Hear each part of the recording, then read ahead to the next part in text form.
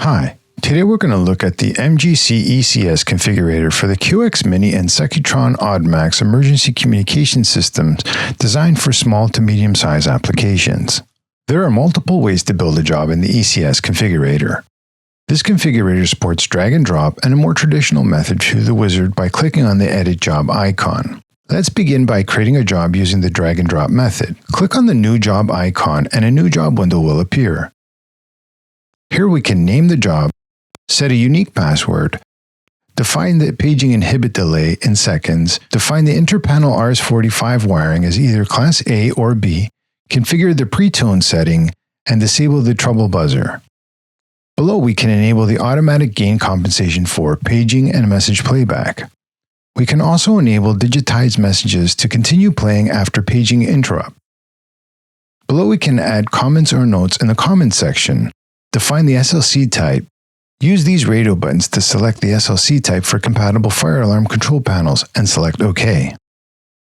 The job field will be populated with the master panel. Here we can zoom in and out using the scroll wheel on your mouse, using the pinch and spread gesture, and the two-finger up and down scroll on a trackpad. We can open and close any panel door by clicking on the white arrow and sliding to the left to open and right to close. We can also right-click on the panel to reveal a context menu with which we can select Open and Close Panel's Door.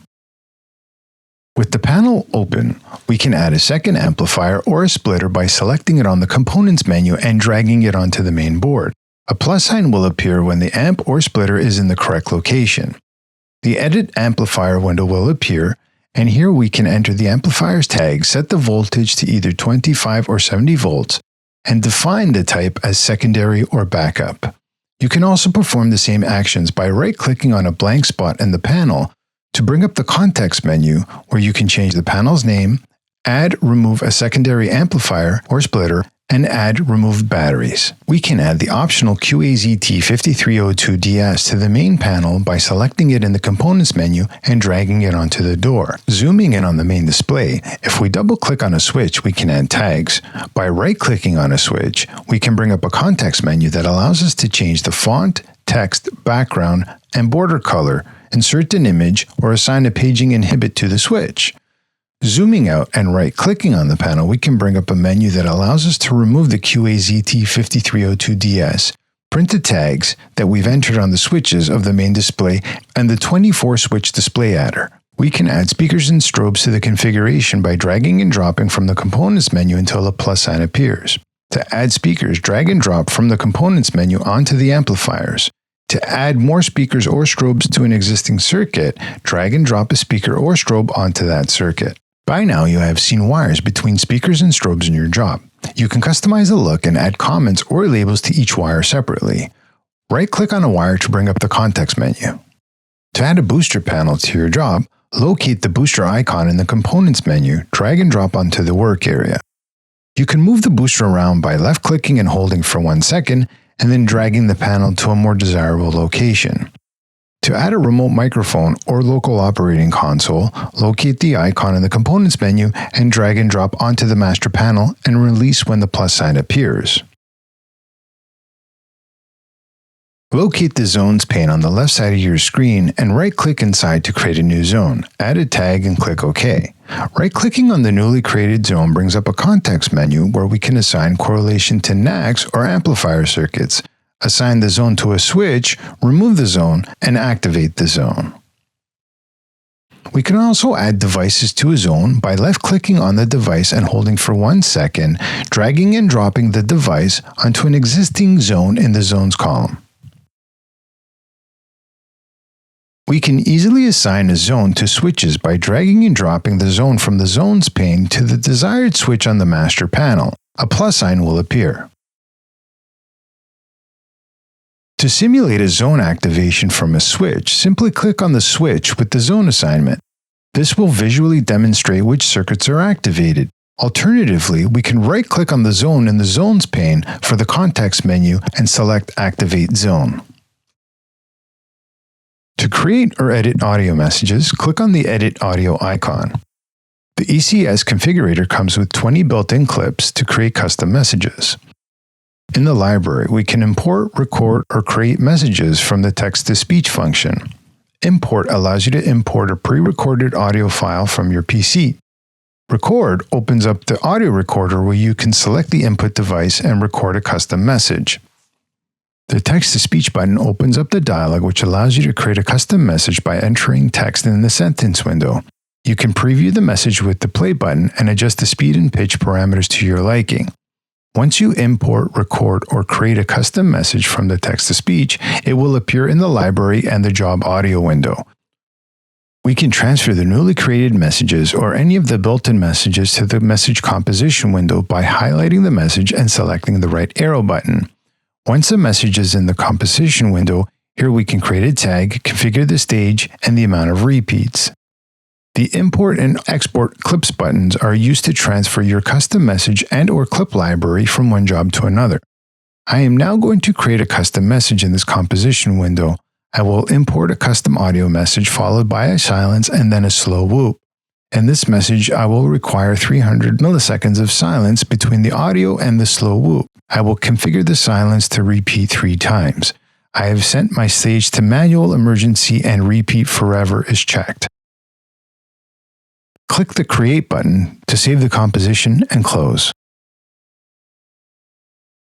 Using the Edit Job function in the configurator allows for further configuration options for the QX Mini or AUDMAX. At the bottom in the Panels window, we can add, edit, or delete booster panels. By default, the master panel is already populated, and by highlighting the master and selecting Edit, the panel wizard opens.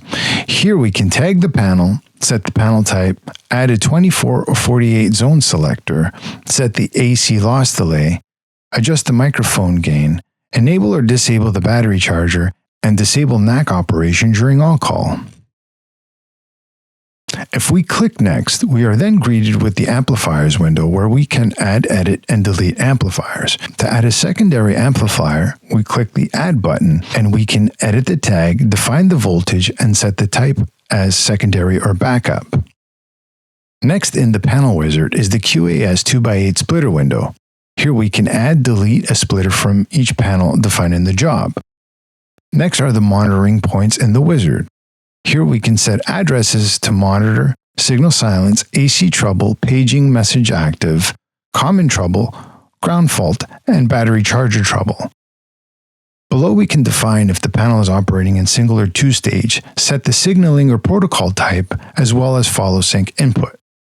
By clicking Next, we can add a remote microphone and LOCs and define their priority as either first come, first serve, or by address. In the last page of the wizard, we can add, edit, and delete zones. Personally, I like to add and correlate zones in the Zones pane. SLC, relay, and sync input correlations. To add input correlations, click on the panel inputs icon in the menu bar and the correlation window will appear. Here we can click on the plus sign to add correlations to panel inputs on the SLC, relay, and sync inputs. If you do not have SLC type enabled, you will be limited to relay and sync inputs. If you do have SLC enabled, you can create an input address which corresponds to a supervised output module in the fire alarm control panel to activate a zone and corresponding message. Please note that the panel inputs can be prioritized by moving them up or down with the arrows, with the lowest being at the bottom of the list and the highest at the top. To connect the configurator to a panel, plug in the USB Type-B port into the female port on the bottom left of the main board. Ensure the Type-A end is connected to your computer. Click Connect and a window displaying a serial port will open. Please ensure that it is populated and click OK. Once a connection is established, the Connect icon will become a Disconnect icon, and the configurator will report the firmware version of the panel. Please note, to send a job or configuration to a network system, the job must be sent to each panel individually. To perform a Get Job, connect to the master panel and select Get Job. Choose a location and name to save the job and click OK. Please note that the action only needs to be performed at the master panel. Firmware updates must be performed on all panels individually. Connect to the panel and select the firmware update icon. A list of firmware built into the configurator will be listed in a pop-up window. If your firmware is not listed and is located on your computer, highlight the custom firmware and select Upgrade. Browse to the desired S19 firmware file on your computer and click the Upgrade button. By clicking the report icon in the menu bar, a report is generated listing general information for the job, the correlations, device count if applicable, and tags and correlations to the switches on the main display. The trouble report icon is used when there is a common trouble reporting on the master panel, and you do not know which panel in the network it is being generated from. Connect to the master panel and select Trouble Report icon, and a trouble report will be generated with the location and circuit in trouble. We have just looked at the MGC ECS configurator. Thanks for watching.